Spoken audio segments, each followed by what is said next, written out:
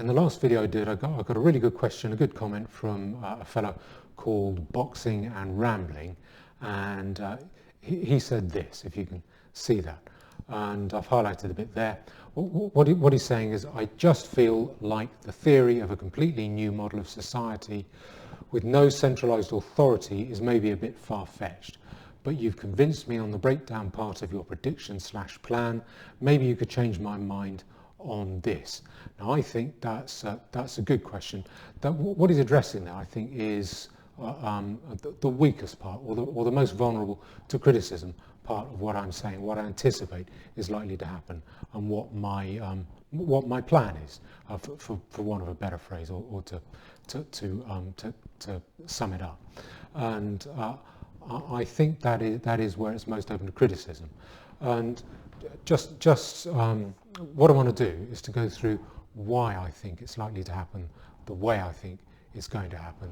And what I'll do is I'll start with describing what the system is. I think that the state is going to fall over, and I think that that will happen when the state will go broke, the welfare state will break down, then the authority of the state will break down. When the authority of the state breaks down, then the state can't impose law, but people will still have the primal need for law. And if people have that primal need for law, it needs to be satisfied somewhere. And I think people will then satisfy it privately by joining voluntary legal systems, probably with the laws very similar or almost identical in many respects to what they are now. But the source of those laws, or the source of authority to impose those laws on us, will be different. Instead of it coming from the overarching state, it will come from the authority of individual consent. So what I think you will see is people joining private legal systems, private legal codes, like joining a club where you commit yourself to observing the laws, the rules, in your treatment of other members of that organisation, that legal system, that club. Perhaps other people as well, but leave that to one side. Think of it as kind of a mutual situation. I join this situation and we all agree to observe these laws in our dealings with each other, which means if I punch you, you can sue me and get money out of me in the courts, in the civil courts, or else you can call the cops, they take me in front of the magistrates or some other court, and then I go to jail for a week or two. Or if I bounce a cheque on you, you can sue me and force me to cough up that money. So that will come from my having agreed to enter into a legal system like that, which I will have every incentive to do. But I'll go through why I have that incentive shortly.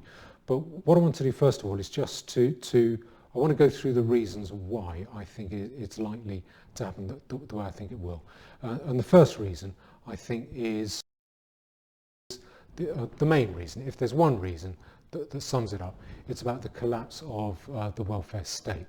And the other things, I think, form part of a very powerful feedback loop, propelling people or which will propel people into this kind of system.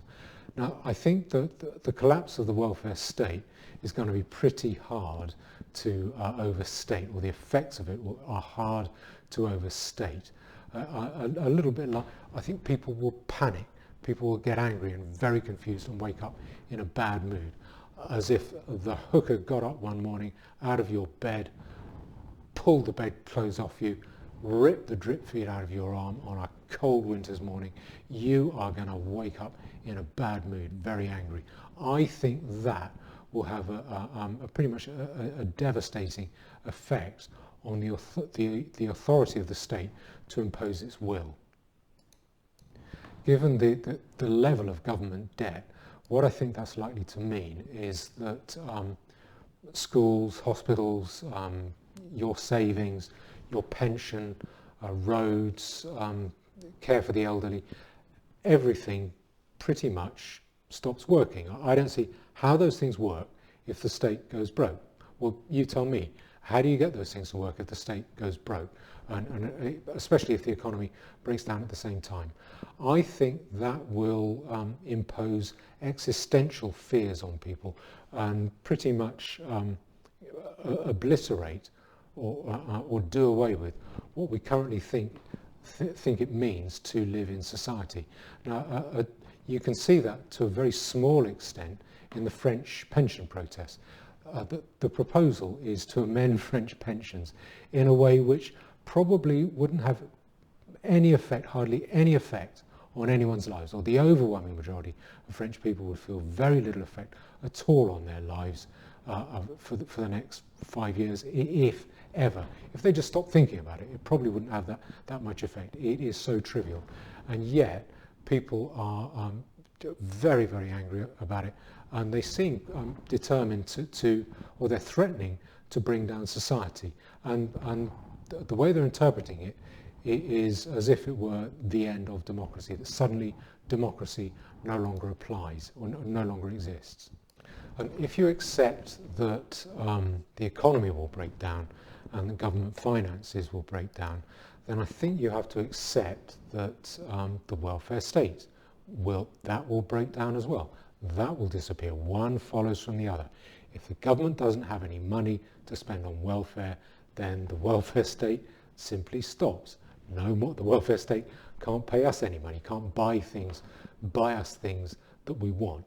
And if you get a bankrupt state plus welfare collapse, you get the collapse of the authority of the state, because welfare has become the justification, or management of the economy, management of the welfare state has become the justification for the state's authority. It's the rationale, the reason for, or its source of authority. It's not about the state apparatus, it's about social justice. That's the phrase that gets repeated to us, why the state has authority. You saw this during COVID, when the reason we should obey the government's diktats was because we needed to protect the welfare state that the government was providing for us. Do what the government says because the government is providing you with medical care. If you don't, the government won't be able to provide you with that medical care. So and that is the source of government's authority. And what that means is that if the welfare state breaks down, then I don't think the state authority can get back up again. I think it will break down, but I think it will only be able to get back up again if it is able to bring back the welfare state, which I don't think it will be able to do. So suppose that the welfare state breaks down and the state authority breaks down, and then let's suppose, say, 100 or even 200 MPs are foolish and dumb enough to risk coming back and then say, don't worry, we've got the government up again, we'll start the government going. Immediately what people will say is, well, are you going to bring back the welfare state? We'll go along with your plans. We're not just going to obey you for the sake of it. We'll obey you if you provide us with the welfare, the social justice model of society that you previously offered us, i.e. the whole welfare state apparatus, which they won't be able to do. There's no way an interim government like that would be able to get up the maze-like structures of the welfare state, its funding, its debt systems, its private financing, paying people on the never-never with pension promises. There's no way they'll be able to do that. They won't even be able to get contractors, say the window washer, or a parking attendant, or cleaners who might work on privatised contracts. They won't work unless they get cash in hand, because they won't trust an upstart government like that to be able to pay them. So there's no way that a newly formed government like that will be able to get the welfare state up and going again. And I think that means it won't be able to get up the authority that it had before. You might get interim government systems like that. You might get, say, a maverick politician or a rogue colonel or a gang lord or some theocrat saying, follow me, I'll impose order. Are you sick of the disorder? I'm the guy who can get you out of this. I'll impose order because I'm tough. But military rulers, rogue colonels, they're notoriously short-lived, and they won't be able to, I don't think they'll be able to command long-term loyalty, partly because their system's too unstable. They rule by brute force. They're not very good at gaining long-term sustained consent from people, and consent is necessary even in the most repressive and brutal regime. And they crucially won't be any good at all at getting the welfare state back up again, which is the source of the state's authority. So I don't think we'll be able to get a state system back up. I think in Europe, say France, I can see interim military rule or interim periods of interim government where the military play a large role. I doubt that will happen over here. It could, but I don't think it'll be very long standing. And I think it's unrealistic that people will say, actually, we've thought about it and we don't really want that welfare state after all. I think that's what people want. That's why people submit to the authority of the state. And it's easy to see why, because 90% of the population gain from tax and spend. The more than half of income taxes in this country, about 60%, excuse me, 60% of income taxes are paid by about 10% of the population. So people are going to want to get that old-timey welfare state going again, and I don't think they'll be able to. My evidence for that is with the ex-Soviet satellite states of Eastern Europe. They fell over in the late 80s, they got up again in the early 90s, and they immediately formed welfare states, which brought those countries to collapse about 15 years later during the credit crunch. They couldn't afford those welfare states, but they had to get them up because the population demanded it. We've come out from communism, we're going to emulate the West, great, we can now have welfare states. And they went even more broke than we did during the credit crunch of 2008. They didn't fall over, neither did we, but it really hit them hard because, and that is my point, is that the same demand but more insistent will be made for the welfare state if any kind of government, state authority tries to get up again after it's broken down in our society. And you can see this in the Greek debt crisis of 2012. And if I show you these pictures, if you remember it, the Greek authorities were totally broke. Their economy would have fallen over completely without bailouts.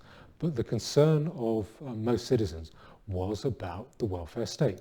They were setting fire to bank buildings and throwing Molotov cocktails at the police because austerity, that's enough. They did not want cuts to welfare. That was more important than order to them. That seemed, for a lot of people, that was as important. Being able to keep the welfare state going was as important as being able to keep the state solvent. Okay, so that's reason number one, the breakdown of the welfare state. I think that's the main reason why, if the state authority falls over, it won't be able to get up again and establish its authority. Now, the second reason number two, I think, is that for the state system to succeed, it has to succeed 100% everywhere. If it's not enough to succeed 99% in 99% of places, it has to be total. It has to have the monopoly on force. And if there's 1% where it doesn't, it will fail, because that 1% will grow and get rid of the 99% that the state controls. And for my system, the system I'm saying is likely to happen, for my system to prevail, it has to succeed 1% of the time. If it does that, it will grow very, very fast and just crowd out and push out the state-controlled authority. And let me explain what I mean by that. Under the system that I'm proposing, which is just one that you opt into or opt out of voluntarily, you can't have taxes because taxes are not voluntary. Nobody is going to join a system which says we're going to take away half your money or a third of your money in the form of taxes. If you can join another system which provides exactly the same level of security and ability to trade, but simply doesn't tax you. And so if that's If that's the case, then I think every business is going to flock to a system like the one that I'm proposing, because it will have there'll be no tax, no tax man. It will be people by English people who are very productive, intelligent, educated, and historically the most entrepreneurial people on earth in history, bar none. And it'll also be governed by law. So it'll be stable, it'll be orderly. And you'll see businesses from around the world saying, we want to go into that 1% of English territory where this private legal system operates. And that means it will quickly become very prosperous, very productive, offering a lot of wealth, a lot of employment opportunities, which will then attract a lot more people, because people like to be wealthy more than they like welfare. We like welfare, but we like to be rich more. You can see that in the brain drain of the 1970s. We had the big welfare state. America didn't, but it had a prosperous economy. It was one-way traffic, pretty much one-way traffic from the UK to America. You can see that in the one-way traffic from Cuba, which has supposedly an all-encompassing welfare state. There are no people flinging themselves on rafts made of coconuts to get into Cuba. And you could see it in Eastern Europe under the Soviets, supposedly, that took care of people. Again, it was one-way traffic, everyone going west, which is why you had the Berlin Wall. People like prosperity. People want to be wealthy. They will go where the money is. That is why there's so much migration from the wholes of Africa and the Middle East to come into England, because it is richer here.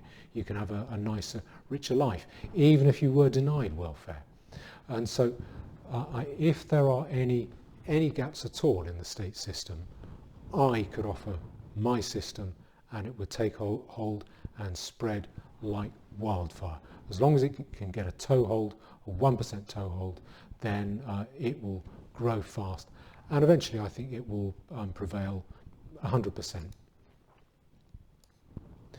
Following on from that, reason number 3, and associated with reason number 2, is that people will rush to join the kind of system that I'm proposing, precisely because it imposes, it gives people access to law, which is, as I say, a primal human need. We need law. We need to be able to show that we are trustworthy, that we can be trusted to be employed, to enter into contracts. We can be trusted for people so that people can live near us. We need to be able to show that, and the way we show that is by showing that we are governed by law. This is why I wouldn't really call myself an anarcho-capitalist, because the anarcho-capitalists I've read, people like Friedman or Rothbard, that they seem to me consistently to overlook this point. I think pretty stupidly to look at law as an obligation, something you don't want, something you'd rather avoid. The opposite is the case. Law is something that we want and need to show that we are submitting to. And most anarcho-capitalists, they say, oh, it's great, we don't need law. If you get rid of the law, everyone will flourish, everyone will become reasonable, and criminality and evil will fade away. I think that's basically what they're saying. And the precedents that they look to are pathetic, pitiful. They'll talk about Saxon England or medieval Iceland or parts of Nova Scotia or the Old West. And I mean, those are no examples at all. I don't want to live in Saxon England, thank you very much. I don't want to live in the Wild West or in medieval Iceland.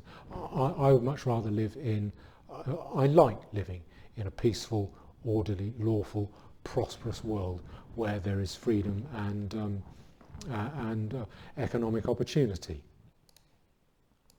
And to get those good things, what you need from the law, and what the law provides, is safety from the bad guys. There are a lot of bad guys out there. There are a lot of people who would like to go around living off crime, and a lot of people that we wouldn't realise or we wouldn't think would be like that, given the opportunity, would be like that. And a lot of the people who are petty criminals would become serious criminals if they thought they could get away with it. We need to be able to live safely. We want to do that. We want to live around other people who are safe and who we can trust and who feel able to trust us. The second thing that law provides is the ability to trade, the ability to enforce contracts. So if I'm not subject to any law, will you take a check off me for your car? You probably not. If I'm not subject to any law, would you be comfortable living next door to me? Because if I could do anything to you and get away with it, it would probably be a worry to you. And then if you multiply that across society, a society without law is a society where everyone lives in poverty and the big ones eat the little ones. Now, that is what happens when state systems collapse. The evidence from Latin America, which periodically always seems to collapse or there's always a country undergoing financial and economic collapse and collapse of the state and military coups taking over. The evidence that, from the collapse of those state systems is that the main overwhelming pressing problem is crime. Crime explodes in those circumstances. Policemen find that they can make more money by forming kidnapping gangs, and house burglars become home invaders. So they don't burgle your house when you're out, they burgle your house when you're in, hit you over the head and demand you tell them where the money is. And it's in Latin America, what is said is you can tell if a government has collapsed because people no longer stop at the traffic lights because that's where the cars get carjacked. Just look at the Chaz system in America in the wake of BLM. I think, well, I'll show you this news article. I think it's from the City Journal. Here are the end of Chaz in the City Journal, and it's a pretty short quote. In the end, the homicide rate in the Chaz turned out to be 1,216 per 100,000, nearly 50 times greater than Chicago's. And Chicago is famous for its gun crime and murders. I mean, you get like 20 of them over a long weekend. Though that's obviously not a strict apples to apples comparison, the same sample size of the Chaz creates an exaggerated statistical effect. It's instructive nonetheless, as it invalidates the entire premise of the autonomous zone. Yeah, basically, invalidating the premise of the autonomous zone means, yeah, lawless areas attract crime. The big ones eat the little ones in lawless areas. And so if people are faced with a Chaz autonomous zone that stretches right across the country, and where the crime's probably worse, but it's much more poverty-stricken, how happy are you going to be about that? How much will you enjoy living in a nationwide Chaz? And if you're offered the opportunity out of it to join some kind of private system where you just have to sign up, pay your subscription, and live in peace and observe the laws, how keen will you be to do it? People will fall over themselves to join it in order to avoid the problems of collapse of law. And the fourth problem, I think, is the rejection of state authority, which I think we are just beginning to undergo, and which I think, again, will mushroom, will explode, or become permanent and pervasive if the welfare state and the state authority fall over. It's a failure of legitimacy. And this gets a bit abstract, a bit airy-fairy, a little bit pseudo-intellectual, but it goes to the underlying feeling of why we obey. Why should I obey? Why should I obey the authority of the state? Why should I do what the policeman tells me to? Who gave him authority over me? Who gave this government authority over me? Questions like that. And I think people are already starting to cease to accept the authority of the state. I think we can see that writ large in a pervasive way in the almost universal contempt for politicians. They are held in very low esteem. And you can see that expressed in the turnout at local elections. At the last local elections, it appears to have been somewhere in the 20s, maybe the 25 or the high 20s, 20%. Very, very, very low. They're not going to release the figures for some reason until September, I suspect, because the figures are so embarrassing. But that low turnout, my guess is politicians think, oh, isn't it a shame that people don't care? Oh, well, if they don't care, we'll get on with it. I don't think it's about people not caring. I think it is about people quite angrily rejecting the authority, rejecting the system. Low turnout is a rejection of the system. And I think that is an example of people ceasing to accept state authority. You can see this in other ways in the silly sovereign citizen movement. The sovereign citizen movement I find quite fun. It's been described by one solicitor. I haven't been able to find the quote, but one solicitor I read about, he was asked to write a review of the free citizen or free man on the land sovereign citizen movement, and he said, this bears the same relationship to law that Harry Potter bears to science. And let me show you this little clip from the States and you'll see how stupid they are. It's just funny. The law only applies to U.S. citizens. Well, where are you a citizen of? I am not a U.S. citizen. Well, see, that's I am a free inhabitant. I am of the earth. I do not belong to any corporation. I do not belong to any country. Yeah, but as long as you're in the sovereign states of the United States, you will abide by the rules and laws. See, and you have certain protections. A free inhabitant they are allowed to. They're free people. They have all of the rights of a U.S. citizen without following any of their laws. Well, that would just be pure anarchy if that were the case. No, because we're peaceful people. We're peaceful people.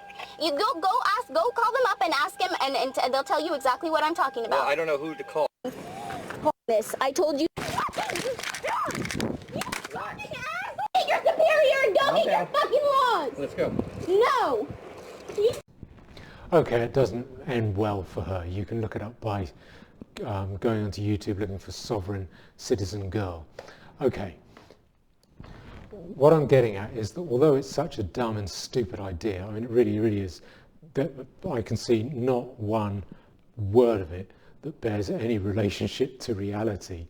It is surprisingly popular. That if you look at some of these sovereign citizen videos, I think that the fellow I did the last video in response to, Richard Vobes, he's got quite a few of those, and I think they get about 100,000 hits, and it's just pure nonsense. But the fact that it gets so many hits isn't an indication that there is sense to what they're saying.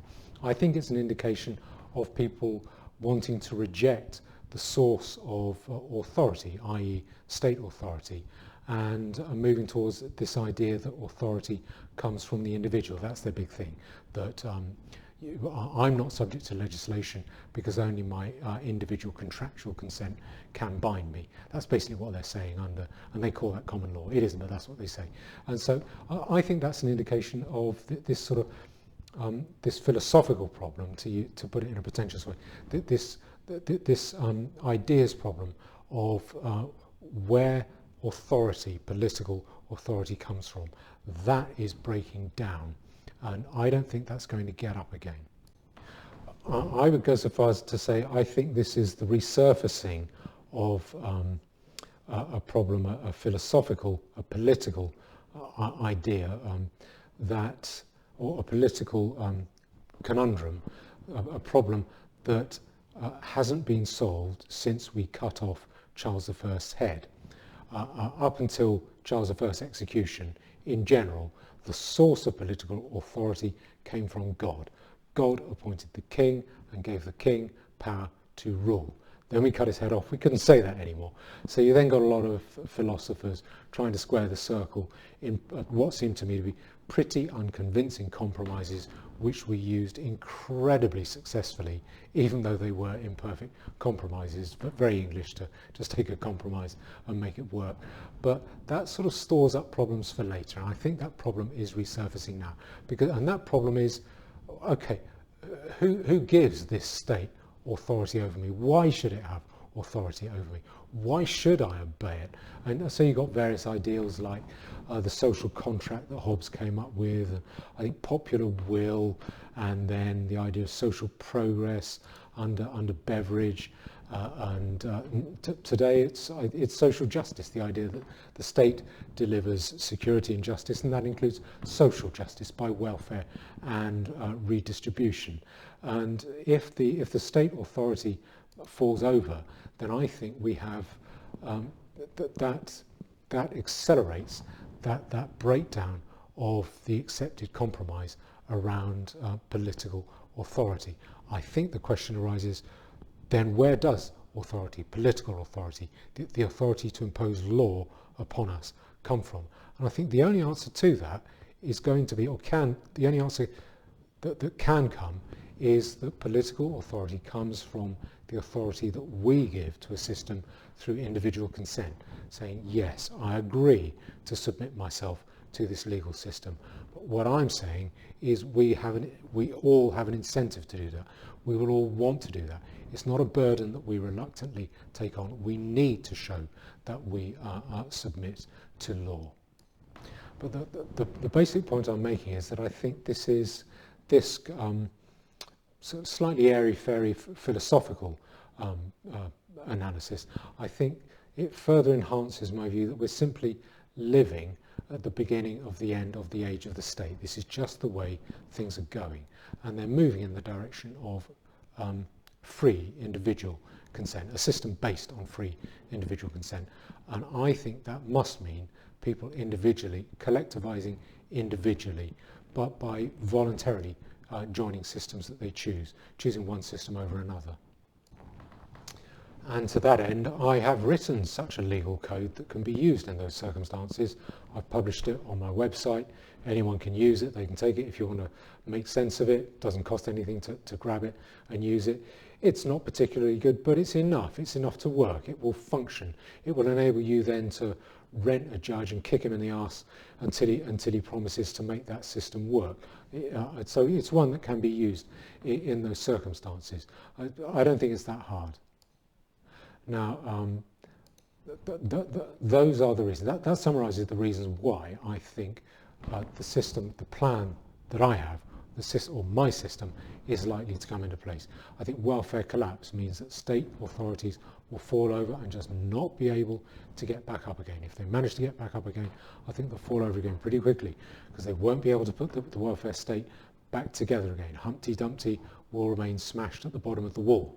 And secondly, for the state system to succeed, it has to stay in place 100% of the time. 100%, 100% of the time. For my system to succeed, it just has to get a toehold. It just has to establish itself 1% of the time. I don't think that's going to be hard. And once it does so, I think people will rush to join. They will fear the crime and disorder otherwise if they don't join. And fourthly, I just think this is the way political authority is moving. I think the idea of submission to the state authority is starting to break down. I think it'll break down a lot further when the justification for state authority, i.e. the welfare state, state management of the economy, when that justification has broken down and disappeared. Now, I should say, I'd like to talk a bit about what my motivation is here. My motivation isn't to be really a nutty radical, and it's not to smash the state. I'm actually quite happy, and I reckon I can stay happy even if the system turns to manure. I can find a way to keep myself happy. I don't want to encourage chaos and violence. Quite the opposite. The reason I'm doing what I'm doing is to try and reduce the level of chaos and violence when this breakdown comes. I certainly think a lot of chaos and violence is likely, particularly on the continent. I have no influence on the continent, largely because I don't speak their language like a native, and I'm a foreigner anyway. They're not going to listen to me. But I might be able to outline these ideas here in my own country. And what I want to do is to try and anticipate what's coming, and to try and explain why it isn't necessary to be so afraid of it. If the state falls over, that needn't be a cause of terror, chaos, anger and confusion, and that we can in fact make the best of it and make it work reasonably humanely without bloodshed. I actually think it will have really good effects. The interim might be violent, but once it's established, I think the effects of it will be very good. I don't think the interim needs to be violent. I would like to prevent it from being violent. And but once it's established, I think it could have good effects, for instance, on crime, law and order.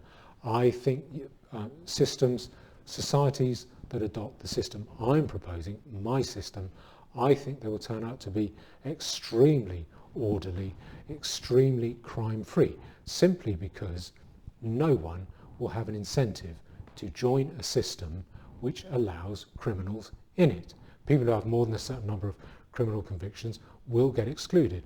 No system will want to allow habitual criminals to join it because they will prey on the customers of that system. So habitual criminals will tend to get banished out, I think, into the Badlands to stew in their own juice. And people will fear that. That will probably create a kind of moralistic feedback loop, whether that's a good or bad thing. So I can see those, a society under the system I'm proposing, being very moral, not to say moralistic, but certainly the benefit to that is I think it will be, by our standards, extraordinarily crime-free. Another good effect, I think, is that it will reverse the demographic which has been forced on us by generations of politicians. About the last 25 years of politicians all promising to reduce immigration, all massively ramping it up deliberately in order to grind us down and take away our sense of home and identity. I can see other good effects would be the abolition of central banking, which is doing so much damage as we speak through massive money printing, the creation of credit bubbles, which produces huge inequality and steals money from the poor to the rich. It was described in the 19th century as the equivalent of the rich man following the poor man at the plough and snatching up the roots as he digs. It's that bad. It steals from the poor to give to the rich. A voluntary system like this, pretty much, it can't have a central bank, and so you return to monetary metals, which tend to be much more conservative and much less prone to credit inflation and credit bubbles, which do so much damage to ordinary people, and which we are yet to reap the full damage from. So I don't think there is necessarily anything to be frightened of in the breakdown of the system and its replacement by what I think will be a new system, the system that I've described. But my main point is that the old system, if it falls over, it won't be able to get up again. And although I think that might lead to good things, in the meantime, whenever a system breaks down, there is the potential for violence and killing. I certainly think that will happen on the continent. I don't want that to happen here. Based on the Yugoslav wars, I would extrapolate maybe 750,000 civilian dead across Europe. I don't want to see that, and I don't want us to participate in that. That is my purpose in trying to outline the state collapse that I think is coming. That's my motivation here. Thank you.